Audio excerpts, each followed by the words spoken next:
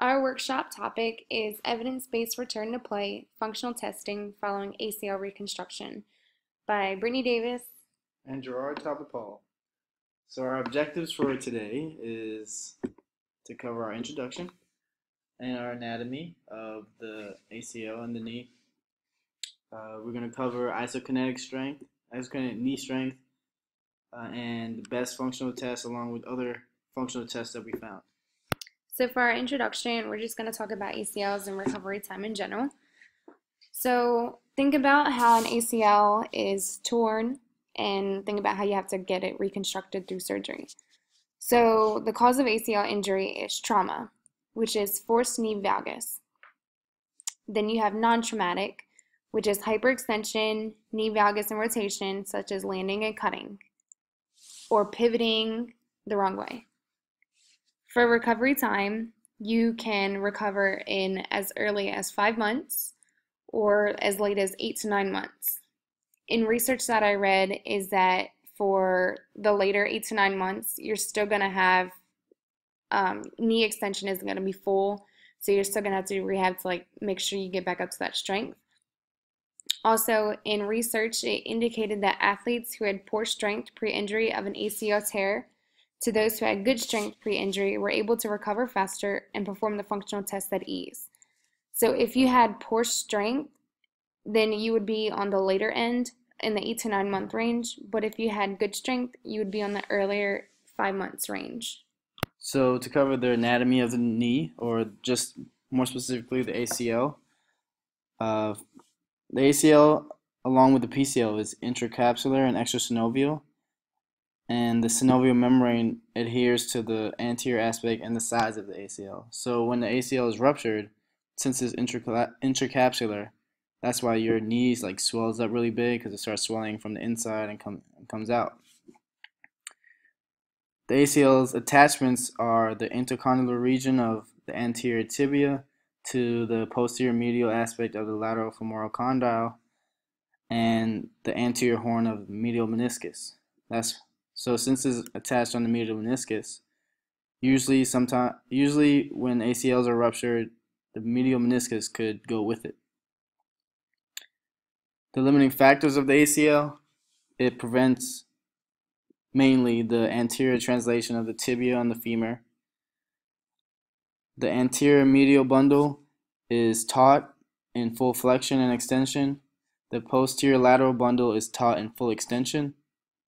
And both of them are taut in tibial internal rotation. So that's why the injuries come from hyperextension, because the ligament is most taut in full extension. So if it goes beyond that point, it will tear. And also with flexion and internal rotation, that's cutting and pivoting. So if you have weak musculature around your knee, the ACL will get taut and go hyper extension and hyper internal rotation, hyperflexion, and it will get damaged. So now we're going to talk about the isokinetic knee strength. Isokinetic knee strength is correlated with multiple jump tests. The jump tests included vertical jumps, which consisted of single leg, double leg, and then 4 single leg hops consistently. The single leg jump test showed that the involved side was weaker compared to the uninvolved side. Also, they correlated with subjects who had never had a lower extremity injury and showed that the ACL reconstruction patient had weakness in the injured leg. Researchers found that knee extension deficits persist 6 to 9 months following ACL reconstruction, which could lead to another, a re-injury. Also, weaker hamstrings, quad muscles, which could decrease the vertical jump in these athletes. The research believed that the jump height should be added to the functional test in ACL rehabilitation for return to play decision, because they believe that if the athlete doesn't have enough vertical jump, then they shouldn't be returning, because they're not going to have enough power to do certain dynamics for their sport to be capable. Also, when looking at the research, it showed differences between the vertical jump ratio, and the air time. So in this slide, I'll talk about the best functional tests for returning an athlete to play. According to research, actually, like these tests are used to not to clear an athlete to return to play, but to be able to compare the operative leg to the non-operative leg to see if it's at normal knee functioning. So first we have the single leg hop tests. There's 4 of them, and 2 of them are the best ones that correlate more to sport specific. So first we have the single leg hop test. Now next we have the 6-meter timed hop test. We have the triple hop and the crossover hop test. So the single leg hop test is self-explanatory really. So it's like a broad jump with single leg to see how far you can jump from one place to the next. The 6-meter timed hop test, you're on single leg and you see how fast it takes the athlete to cover 6 meters with the good leg and the bad leg. Both of these are all these tests. You compare the operative leg to the non-operative leg. A triple hop is a broad jump too as well, but it's 3 broad jumps, so 3 consecutive jumps. So you see how far the athlete goes with both legs. The next is a crossover hop jump test. The crossover hop test is just like the triple hop, but instead of just going straight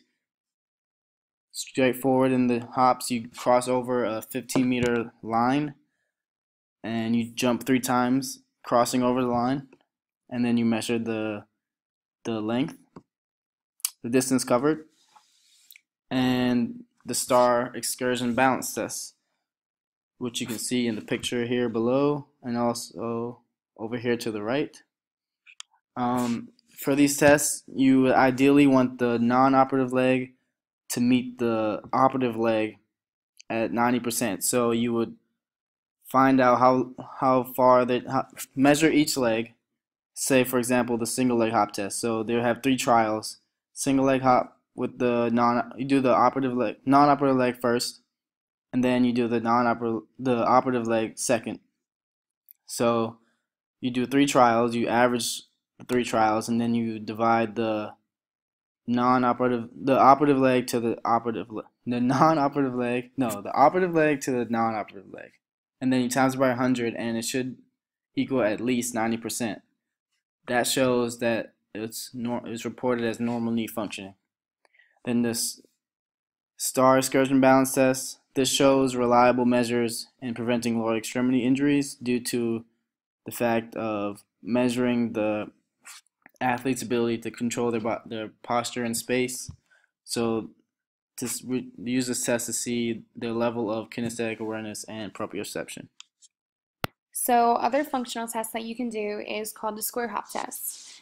This is just making a box out of cones or whatever is handy in the clinic setting and having the athlete jump in different sections, like different sides, like making a square. And this is just helping them with their vertical jump as well. Another one is called the jump landing test. Athletes who have undergone ACL reconstruction showed less hamstring and quadricep torque pace and less strategy when performing the jump landing test.